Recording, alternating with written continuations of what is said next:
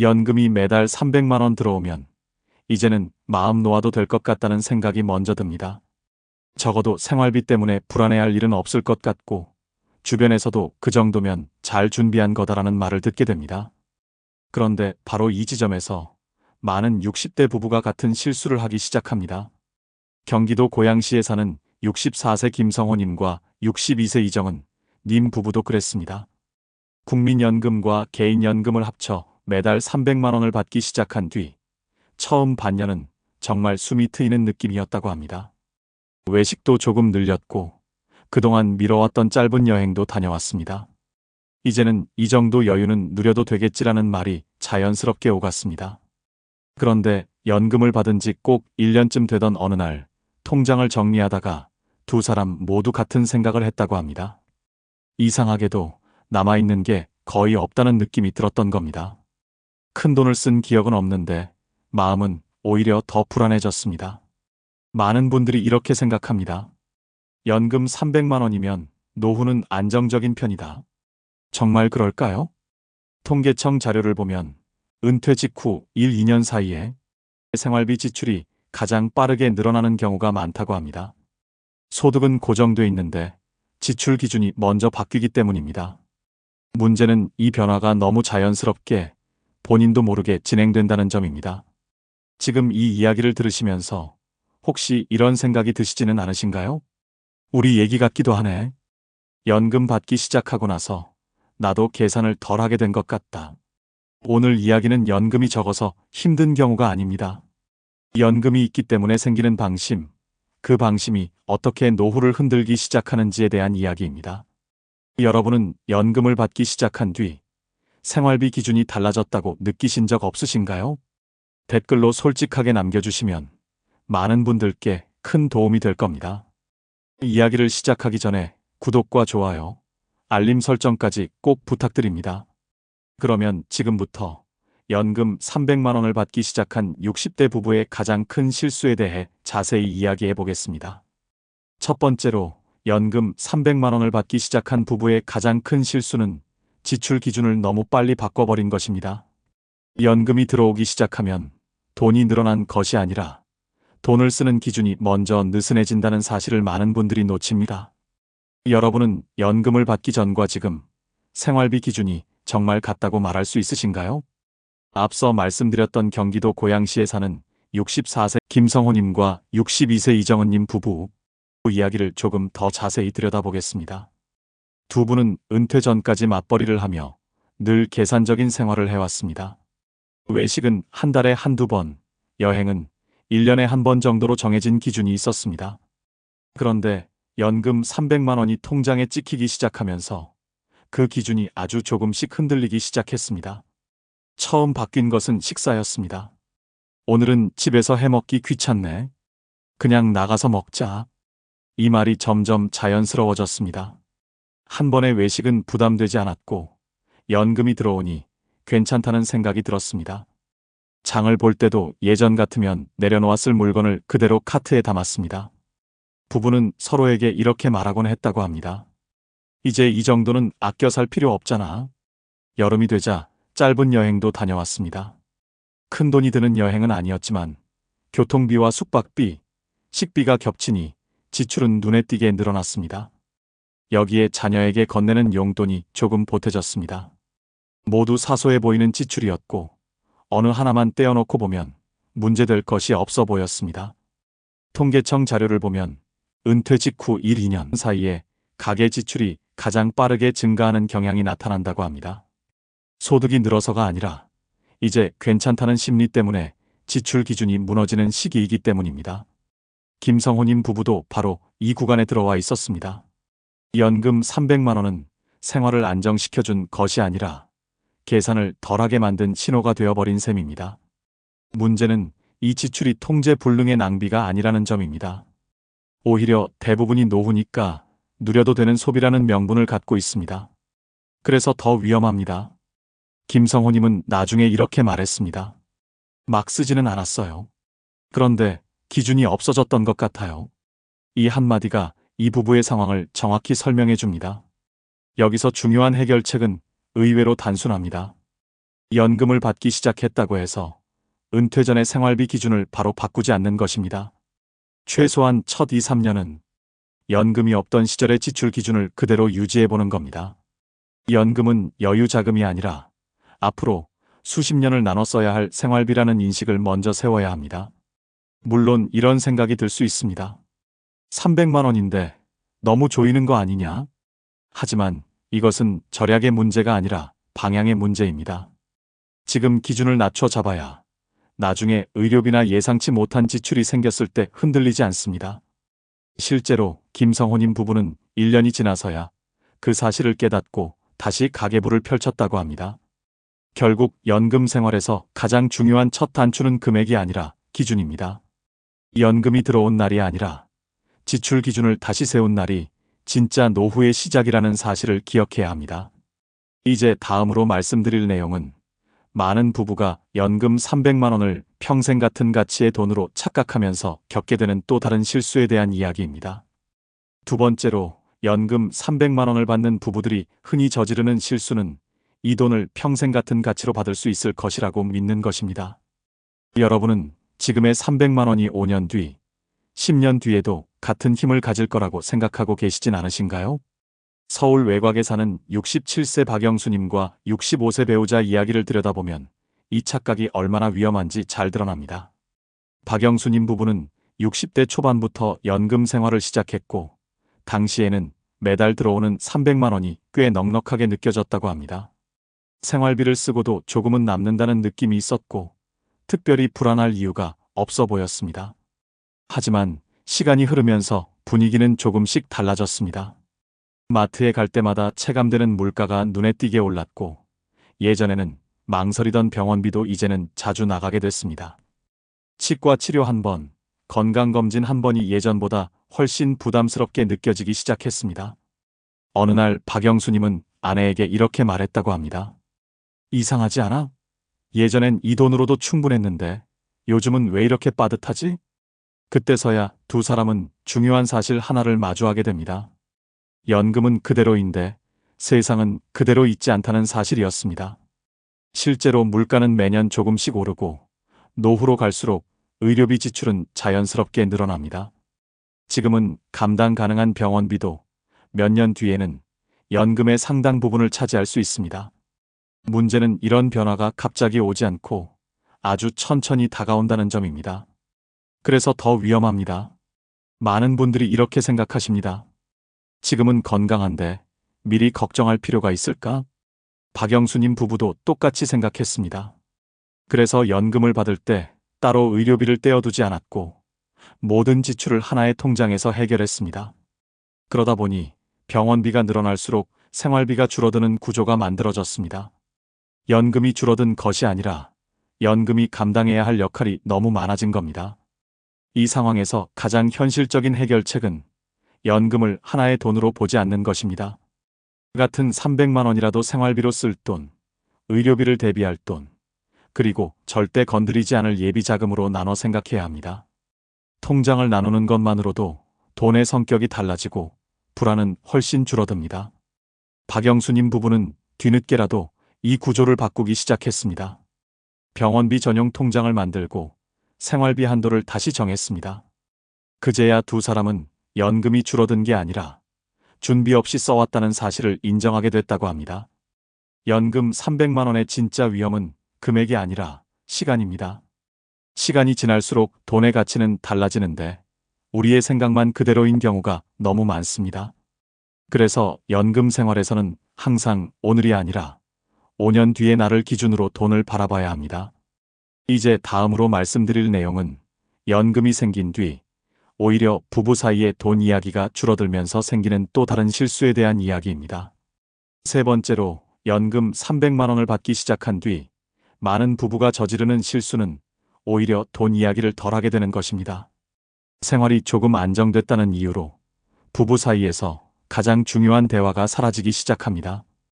여러분 부부는 요즘 돈 이야기를 얼마나 자주 하고 계신가요?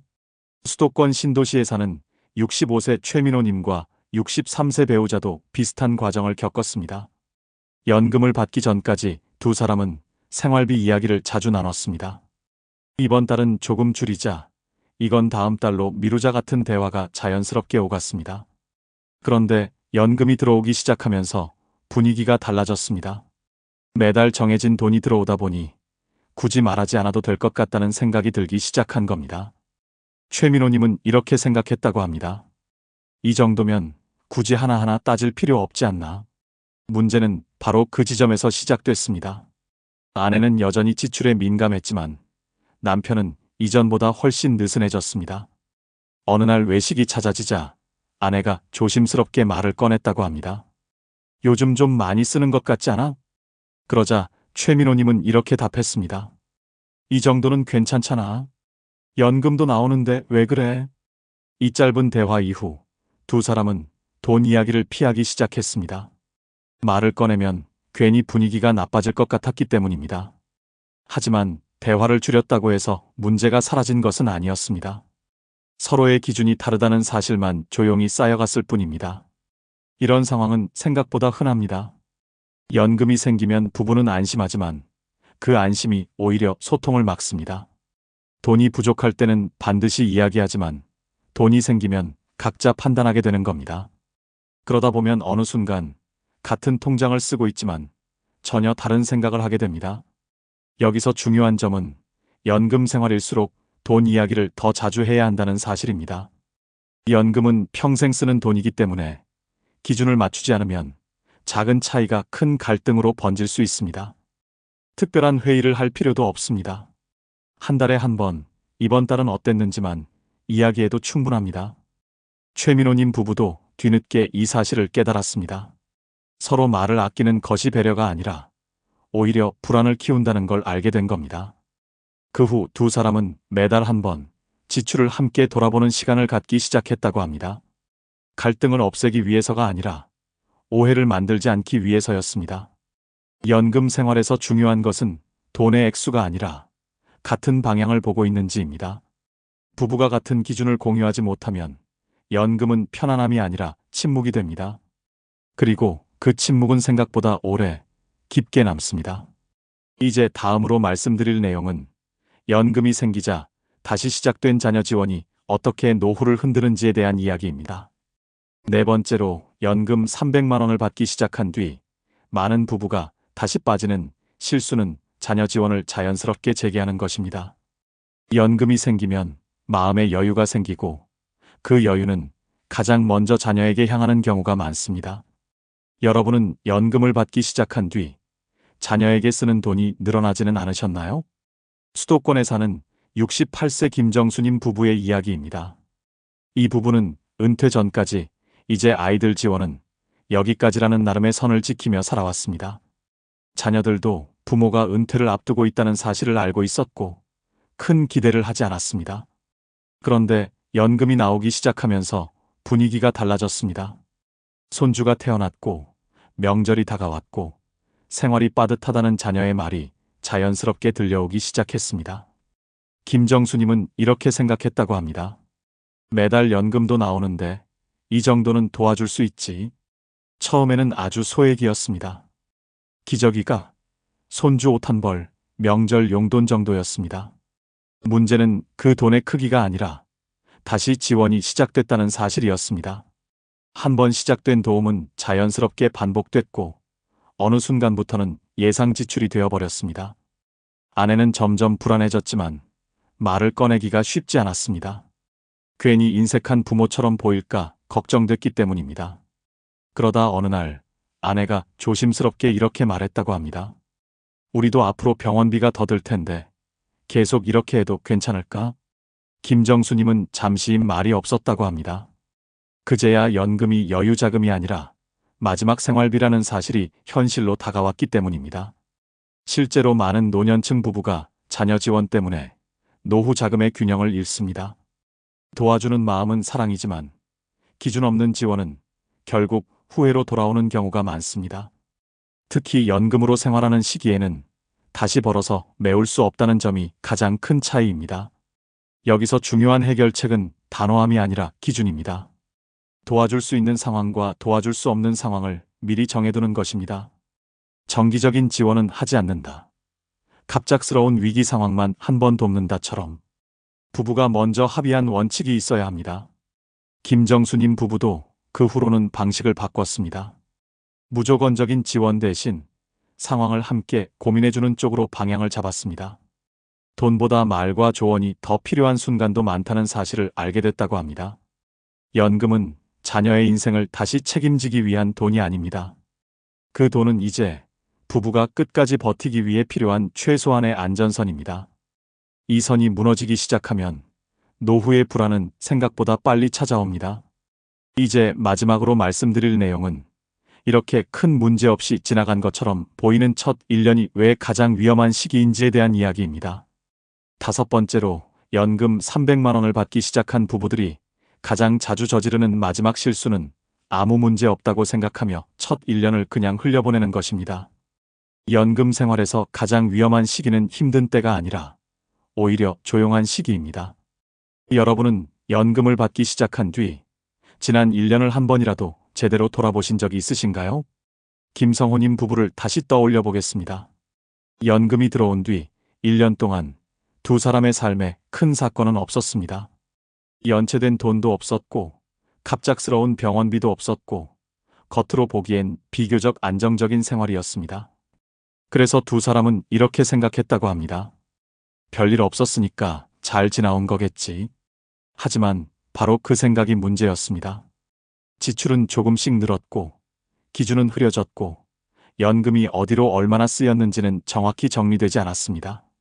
눈에 띄는 위기가 없었을 뿐 생활은 서서히 연금에 더 의존하는 구조로 바뀌고 있었습니다. 많은 부부가 연금 첫 해를 이렇게 보냅니다.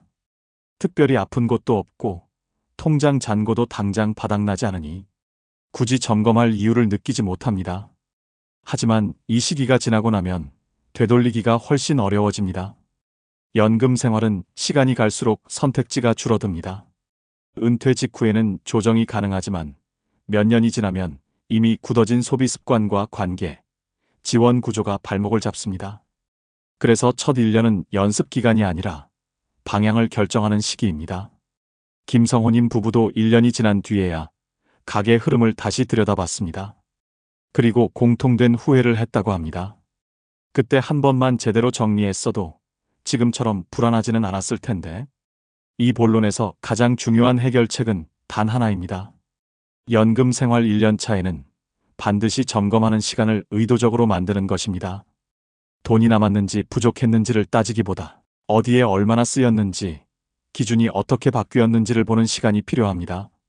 생활비 통장은 어떤 구조인지, 의료비에 대비된 돈은 있는지, 자녀나 주변으로 나가는 돈의 원칙이 있는지, 그리고 부부가 같은 생각을 하고 있는지, 이 네 가지만 점검해도 연금 생활의 방향은 크게 달라질 수 있습니다. 연금 300만 원은 첫 해에는 충분해 보일 수 있습니다.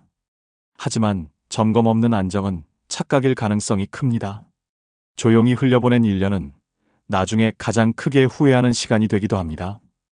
이제 마지막으로 지금까지의 이야기를 한 번에 정리하며 연금 300만 원을 받는 부부가 반드시 마음에 새겨야 할 핵심 교훈을 말씀드리겠습니다.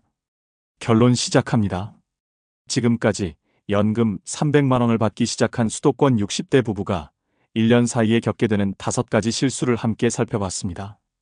이 이야기들을 하나로 묶어보면 공통점은 분명합니다. 연금이 부족해서 문제가 생긴 것이 아니라 연금이 들어오자 마음의 기준이 먼저 무너졌다는 점입니다. 지출 기준을 너무 빨리 바꿨고 300만 원의 가치를 시간이 지나도 같을 거라 믿었고 부부 사이에 돈 이야기를 줄였으며 자녀 지원을 다시 시작했고 무엇보다 아무 일 없다는 이유로 첫 1년을 점검 없이 흘려보냈습니다. 이 5가지는 각각 따로 보면 큰 실수처럼 느껴지지 않습니다. 그래서 더 위험합니다. 모두 이 정도는 괜찮겠지라는 말로 시작되기 때문입니다. 하지만 노후의 불안은 늘 이렇게 사소해 보이는 선택들이 쌓여 만들어집니다. 연금 300만 원은 결코 적은 돈이 아닙니다. 그러나 이 돈이 평생을 책임져 줄 거라는 믿음은 너무 무거운 기대입니다. 연금은 안정의 끝이 아니라 관리의 시작에 가깝습니다. 기준 없이 쓰면 불안이 되고 기준을 세우면 버팀목이 됩니다. 지금 이 영상을 보고 계신 분들 중에는 이미 연금 받은 지 몇 년이 지났는데 라고 생각하시는 분도 계실 겁니다. 괜찮습니다. 지금이 가장 빠른 시점입니다. 노후에는 늦은 점검보다 아예 없는 점검이 더 큰 문제이기 때문입니다. 오늘 이 영상이 계기가 되어 한 번만이라도 통장을 들여다보시길 권해드립니다. 얼마가 남았는지가 아니라 어디에 쓰이고 있는지, 이 구조가 5년 뒤에도 버틸 수 있을지를 보는 겁니다. 그리고 가능하다면 배우자와 이 이야기를 함께 나눠보시길 바랍니다. 노후의 불안은 혼자 계산할 때 더 커지고 함께 기준을 맞출 때 줄어듭니다. 여러분께 하나만 여쭤보고 싶습니다. 연금이 들어온 뒤 여러분의 생활은 정말 계획대로 가고 있다고 느끼시나요? 아니면 그냥 큰 문제 없다는 이유로 흘러가고 있지는 않으신가요? 댓글로 여러분의 생각이나 경험을 남겨주시면 비슷한 상황에 있는 많은 분들께 큰 도움이 될 것입니다. 서로의 이야기가 누군가에게는 중요한 기준이 될 수 있습니다. 오늘 이야기가 도움이 되셨다면 구독과 좋아요, 알림 설정까지 꼭 부탁드립니다. 앞으로도 노후의 현실을 피하지 않고 담담하게 함께 짚어보는 이야기로 찾아뵙겠습니다. 시청해주셔서 감사합니다.